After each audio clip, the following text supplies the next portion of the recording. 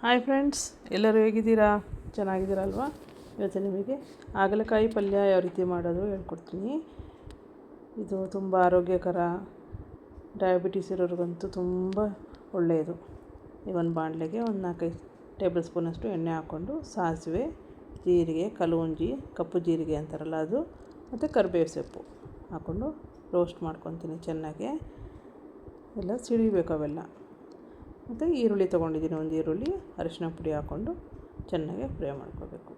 Friends, ನೀವು ನನ್ನ ಚಾನಲನ್ನು ಸಬ್ಸ್ಕ್ರೈಬ್ ಮಾಡ್ಕೊಂಡಿಲ್ಲ ಅಂದರೆ ದಯವಿಟ್ಟು ಸಬ್ಸ್ಕ್ರೈಬ್ ಮಾಡಿ, ಶೇರ್ ಮಾಡಿ, ಲೈಕ್ ಮಾಡಿ. ಈಗ ಹಾಗಲಕಾಯಿನ ನಾನು ಒಂದು 3 ಹಾಗಲಕಾಯಿನ ಸಣ್ಣದಾಗಿ ಹಚ್ಕೊಂಡಿದ್ದೀನಿ. ದಪ್ಪ ಇದ್ದರೆ ಬಾಯಿಗೆ ಇದಾಗುತ್ತೆ ಅಂದ್ಬಿಟ್ಟು ಸಣ್ಣದಾಗಿ ಹಚ್ಕೊಂಡು ಚೆನ್ನಾಗಿ ಎಣ್ಣೆಲಿ ಫ್ರೈ ಮಾಡ್ಕೋಬೇಕು. ಯಾವುದೇ ಹಾಗಲಕಾಯಿ ಆಗಲಿ, ಪಡವಲಕಾಯಿ ಎಣ್ಣೆಲಿ ಚೆನ್ನಾಗಿ ಫ್ರೈ ಮಾಡಿಕೊಂಡು ತುಂಬ ರುಚಿಯಾಗಿರುತ್ತೆ. ಇದಕ್ಕೆ ರುಚಿ ಆಗ್ತಕ್ಕಷ್ಟು ಉಪ್ಪನ್ನು ಈಗಲೇ ಹಾಕ್ಕೊತಾ ಇದ್ದೀನಿ. ನಾನು ಯಾವುದೇ ನೀರನ್ನು ಇದನ್ನು ಬೆರೆಸೋಕೆ ಹೋಗಲ್ಲ, ಅದೇ ಇದರಲ್ಲಿ ಡ್ರೈ ಇದರಲ್ಲಿ ಮಾಡ್ತಾಯಿದ್ದೀನಿ. ಮುಚ್ಚಿಟ್ಟಿದ್ದೀನಿ ಸ್ವಲ್ಪ ಹೊತ್ತು ಬೇಯಲಿ ಅಂತ. ನೋಡಿ, ಈಗೆಲ್ಲ ಗೊತ್ತಾಗ್ತಿದೆ, ಕಲರ್ ಚೇಂಜ್ ಆಗಿದೆ, ಟ್ರಾನ್ಸ್ಲೂಸೆಂಟ್ ಥರ ಒಂಥರ ಚೆನ್ನಾಗಿ ನೀರೆಲ್ಲ ಇಟ್ಕೊಂಡು ಅದರದ್ದೇ ಹಬೆಯಲ್ಲಿ ಬೆಂದಿದೆ. ಇದನ್ನು ಚೆನ್ನಾಗಿ ಎಣ್ಣೆಯಲ್ಲಿ ಫ್ರೈ ಮಾಡ್ಕೋಬೇಕು. ಇದೇ ಮೇಯ್ನ್ ಹಾಗಲಕಾಯಿಯಲ್ಲಿ. ಈಗ ಇದಕ್ಕೆ ಒಂದು ಟೊಮೊಟೊ ಕಟ್ ಮಾಡ್ಕೊಂಡಿರೋದನ್ನ ಹಾಕೋತೀನಿ. ಟೊಮೊಟೊ ಚೆನ್ನಾಗಿ ಕಲಿಸ್ಬೇಕು, ಇದ್ರ ಜೊತೆ ಕಲಿಸೋಗ್ಬೇಕು. ಆ ಥರ ಚೆನ್ನಾಗಿ ಇದನ್ನು ಸುದ ನೀರು ಹಾಕ್ದಲೇ ಫ್ರೈ ಮಾಡ್ಕೊಳ್ಳಿ.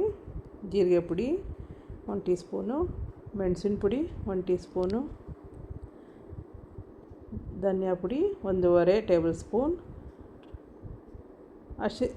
ಅಚ್ಚ ಖಾರದ ಪುಡಿ 2 ಟೇಬಲ್ ಸ್ಪೂನ್ ಹಾಕ್ಕೊಂಡಿದ್ದೀನಿ. ಸ್ವಲ್ಪ ಖಾರದ ಇದರಲ್ಲಿ ನಿಜವಾಗ್ಲೂ ಇದನ್ನು ಮಾಡ್ಕೊಂಡು ತಿನ್ನಿ, ತುಂಬ ಚೆನ್ನಾಗಿರುತ್ತೆ. ಒಳ್ಳೆ ಪಿಕ್ಕಲ್ಲು ಉಪ್ಪಿನಕಾಯಿ ತಿಂದಂಗೆ ಅನ್ನಿಸ್ತಿರುತ್ತೆ.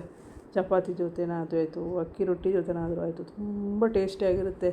ಈ ಥರ ಮಾಡಿ ಒಂದು ಸತಿ ಟ್ರೈ ಮಾಡಿ, ಟೇಸ್ಟ್ ಮಾಡಿ ನೋಡಿ, ತುಂಬ ಚೆನ್ನಾಗಿರುತ್ತೆ. ಹಾಗಲಕಾಯಿ ಪಲ್ಯ ಅನ್ಸೋದೇ ಇಲ್ಲ, ಅಷ್ಟು ಟೇಸ್ಟ್. ಉಪ್ಪಿನಕಾಯಲ್ಲಿ ತಿಂತಾಯಿದ್ದೀವಿ ನಾನು, ಅಷ್ಟು ಟೇಸ್ಟ್ ಇರುತ್ತೆ. ಟ್ರೈ ಮಾಡಿ, ನನಗೆ ಕಮೆಂಟ್ ಬಾಕ್ಸಲ್ಲಿ ತಿಳಿಸಿ. ನನ್ನ ಚಾನಲ್ನ ಸಬ್ಸ್ಕ್ರೈಬ್ ಮಾಡಿಲ್ಲ ಅಂದರೆ ಸಬ್ಸ್ಕ್ರೈಬ್ ಮಾಡಿ, ಲೈಕ್ ಮಾಡಿ, ಶೇರ್ ಮಾಡಿ. ಓಕೆ, ಇದನ್ನು ಮುಚ್ಚಿಟ್ಟು ಇನ್ನೊಂದು 10 ನಿಮಿಷ ಬೇಯಿಸೋಣ.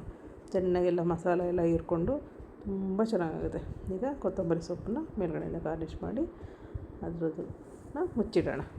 ಮುಚ್ಚಿಟ್ಟು ಸ್ಟವ್ ಆಫ್ ಮಾಡಿ ಸರ್ವ್ ಮಾಡೋಣ. ಎಂಜಾಯ್ ಮಾಡಿ ಚಪಾತಿ ಜೊತೆ. Thank you all for watching.